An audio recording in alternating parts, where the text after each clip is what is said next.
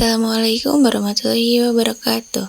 Bertemu lagi dengan saya di pertemuan yang keempat, yaitu Cindy Amalia yang akan membahas tentang unsur-unsur pajak, fungsi pajak sebagai budgeter, PPN dan tarifnya, fungsi pajak reguleran, kemudian ada asas pengenaan pajak, stelsel pajak, jenis penerimaan pajak, dan penggolongan pajak.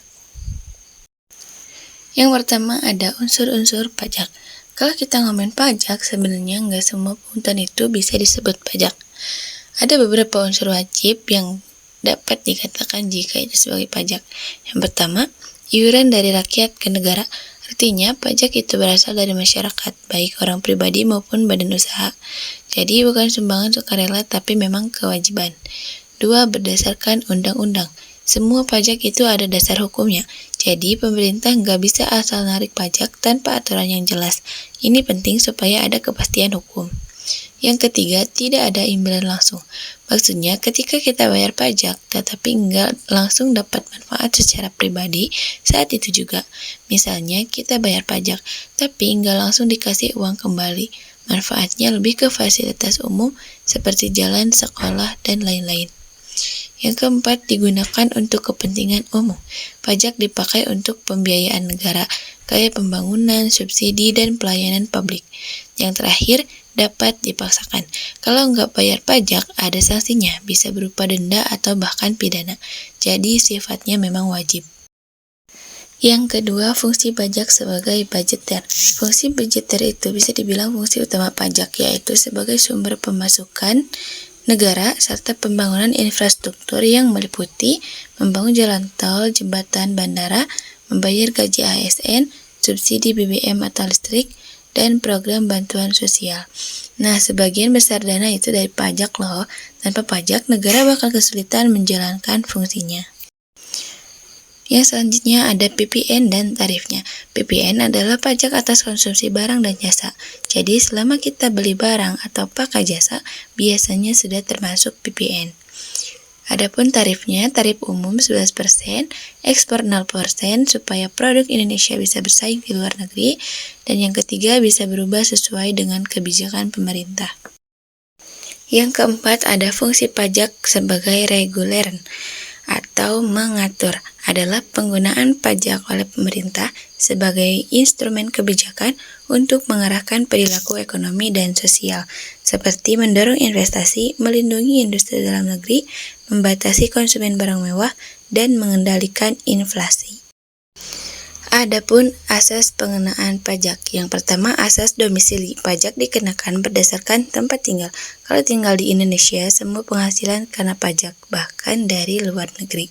Yang kedua, asas sumber. Pajak dikenakan dari mana penghasilan itu berasal. Kalau misal didapat penghasilan di Indonesia, tetap kena pajak walaupun bukan warga Indonesia. Yang ketiga, asas kebangsaan, yang berdasarkan kewarganegaraan. Sistem ini jarang dipakai penuh, tapi tetap jadi pertimbangan dalam beberapa kasus. Nah, yang keenam ada stelsel pajak. Stelsel pajak adalah sistem atau metode pemungutan pajak yang digunakan untuk menentukan besaran pajak terutang. Ada 3 jenis utama stelsel pajak, yaitu yang pertama stelsel nyata, berdasarkan penghasilan yang benar-benar terjadi. Nah, stelsel ini biasanya lebih akurat tapi harus nunggu di akhir periode. Yang kedua, stelsel anggapan. Stelsel ini berdasarkan pada perkiraan, lebih cepat tetapi bisa kurang akurat. Yang ketiga, ada stelsel campuran atau gabungan dari keduanya. Biasanya stelsel ini dipakai di Indonesia karena lebih fleksibel. Yang ketujuh, ada jenis penerimaan pajak. Jenis penerimaan pajak yang pertama yaitu pajak pusat, adalah pajak yang dikelola oleh pemerintah pusat. Contohnya, pajak penghasilan, pajak pertambahan nilai, PPNBM, dan Bea Matrai. Fungsinya untuk membiayai kehidupan secara nasional. Yang kedua, ada pajak daerah, adalah pajak yang dikelola oleh pemerintah daerah seperti pajak hiburan, pajak restoran, pajak hotel, dan pajak kendaraan. Nah, yang terakhir ada penggolongan pajak. Yang pertama berdasarkan sifat, dibagi menjadi 2, yaitu subjektif yang melihat kondisi wajib pajak, contohnya pajak penghasilan. Yang kedua ada objektif yang melihat objeknya saja, contohnya pajak pertambahan nilai. Kemudian berdasarkan beban, ada pajak langsung dan pajak tidak langsung. Pajak langsung tidak bisa dialihkan, contohnya PPh, dan pajak tidak langsung bisa dialihkan, contohnya PPN. Yang ketiga, berdasarkan lembaga, ada pajak pusat dan pajak daerah. Maka dari itu, secara keseluruhan, pajak itu bukan cuma kewajiban, tetapi juga instrumen penting negara. Selain jadi sumber utama pendapatan atau budgeter, pajak juga dipakai buat ngatur ekonomi atau reguleran. Sistem perpajakan sendiri punya banyak aspek seperti asas, stelsel, dan penggolongan yang bikin pengelolaannya jadi lebih terarah, adil, dan efektif. Jadi bisa dibilang pajak itu punya peran besar banget dalam menjaga stabilitas dan pembangunan negara. Nah, itu dia pembahasan yang dapat saya sampaikan untuk pertemuan keempat. Kurang lebihnya saya mohon maaf.